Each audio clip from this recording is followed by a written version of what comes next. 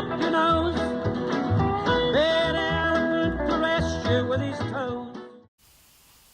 Hi everybody, I'm Dawn Meifert. Thanks so much for joining me on Here's the Deal. So we're going to talk about the fact that none of our Republican Texas legislatures can seem to grasp the big picture when it comes to budgetary items. So in 2011, most of you may remember that Republicans led by Governor Rick Perry in the legislative session cut $73 million from the budget dealing with women's health care. Now, in 2002, Rick Perry also dissolved the state's partnership with the Federal Women's Health Program, which forfeited millions of dollars in Medicaid funding for low-income women's health care.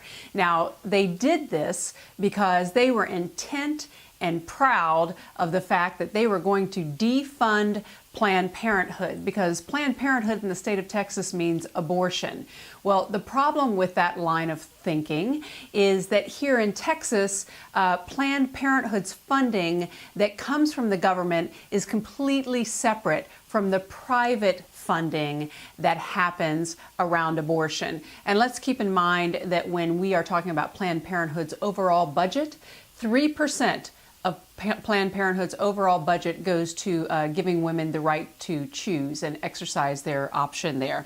So now here's what's happening in the state of Texas. Since they have saved about $73 million, the men of the Texas legislature have now learned that the cost will be about $273 million to Texas taxpayers by eliminating low-income choice to women in terms of contraception and access to family planning.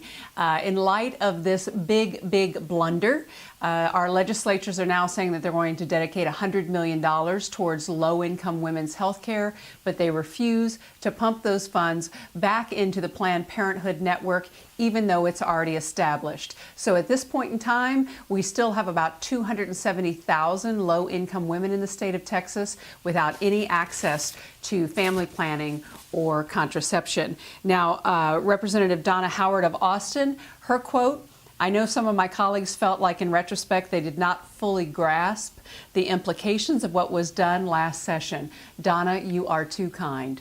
Thanks so much. I'm Dawn Meifert, and this has been Here's the Deal.